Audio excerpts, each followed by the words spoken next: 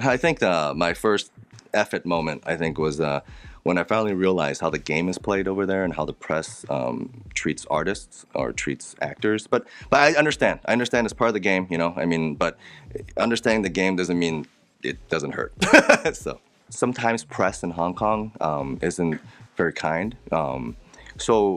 When I first moved over there, I was very lucky. I had different roles in movies that brought people to know who I was, but maybe not like who I was. You know, there's a difference between being known and being liked, or being popular or being known, right? There's two different things, right? So they might know, oh, this guy's a certain so and so actor. Oh my God, that's Brad Pitt. You know, it's a different type of thing. So a lot of people knew who I was when I first went in there. I was very lucky to have like certain TV shows that I've done when I first went in, smaller roles in bigger movies, you know, stuff like that.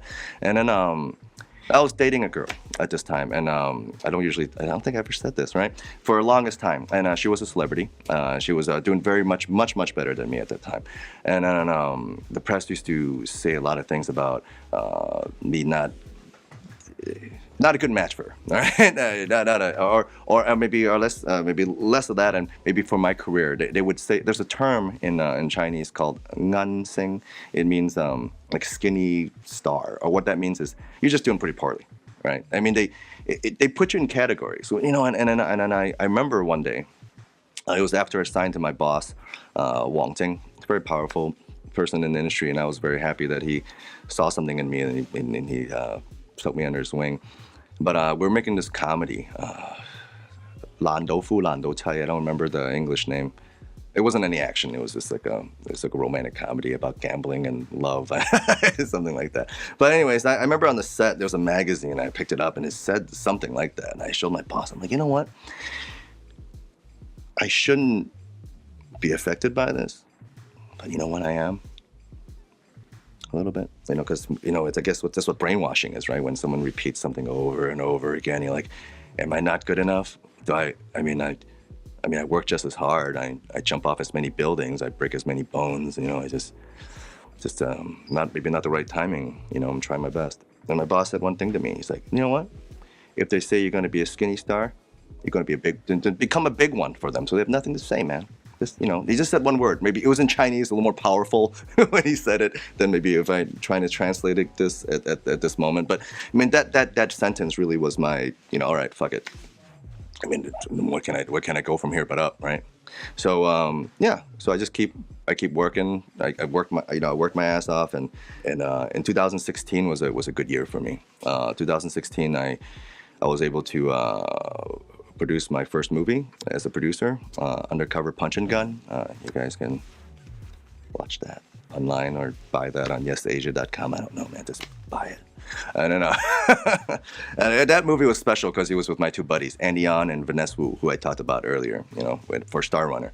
So first time I did that. And then also it wasn't 2016. We filmed everything in 2015. I did that movie Undercover Punch and Gun as a producer, and I filmed a TV show called Fist Within Four Walls, which really boosted my career when it came out. I didn't know at the time, and then I got casted as Bruce Lee for Birth of the Dragon. That all happened in 1 year. You know, so right after news came out that I was single, and that's another part of being in this job. It's like even before you have a chance to process your own feelings, everyone wants to know what your feelings are, which is kind of weird. Because I remember one time, me and a lot of my students come to Hong Kong to visit me. This cat named Bowen, give him a shout out, but he's literally at every one of my movie sets, right? This is like my buddy. So we were walking out of my apartment, and we're talking about Kung Fu, and I kicked the glass door open, just joking around, right? And there was paparazzi everywhere. It was right after that incident. And then they were taking pictures of me. And I'm just like, all right, you know, be careful of the traffic. You know, I'll answer what I need to answer. And they left. And I was really in a pretty good mood when I gave all my responses because I was fine. But then when they wrote it, and they're like, oh, he was so angry and sad. He kicked open the door, you know, and stuff like that. But anyways, so I worked really hard. And then those things happened in 2016 when everything came out. And it was a big change for me. Like I said, the show... Fist Within Four Walls, Sing Jia Ying Hong. It was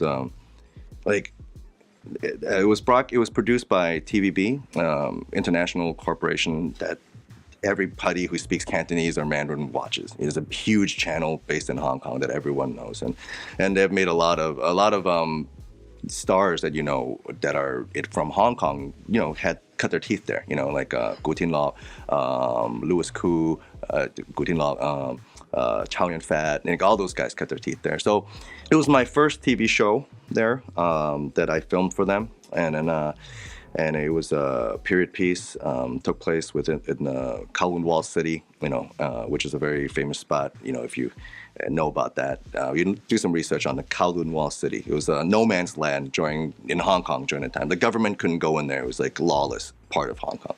So, anyways, the show took place in there, and I played a character that was very well received when the show came out. It was that when that show came up, it was like I guess it was a phenomenon at that time. I never been part of something so popular, a project. And I remember when it was out, there was no other news. There was no other movies, no other music, nothing. So I was very, it was a life-changing experience. Like I remember like you look at your Instagram, like, prior to the show coming out, you had like 500 likes, 600 likes. But like after the show came out, I had like 30,000 likes for a post. It was very strange for me. And I remember like the difference between like being known and being liked was I finally felt it. Like I remember the first time was I was in a restaurant with my manager, and then there's a bunch of girls over there that kept waving over, and I kept looking behind me, and I asked my manager, I was like, yo, do they know someone over here? They kept waving here, man. It's weird. I'm trying to eat. And they're waving at you. I'm like, really? Well, they are. Cool. So that was it was like a sudden transition. It was like there was this really sudden, and then that was very blessed. So, but that led to other opportunities for me, and so which is something. What I really want to do is make good movies and make good productions, be it like internet streaming or movies in Hollywood, Hong Kong. It doesn't matter. I just want to tell good stories. I want to be able to create characters that are memorable and enjoyable. I want to make movies that are fun to watch, and people. I want to make movies where after people watch it, they feel good. And they're like, oh, oh man, that's a great action movie. And they go out and, you go have burgers afterwards or whatever. So these opportunities have led me to be able to produce more of my own stuff, and which is the direction that I want to get into. So, that's what I'm doing now.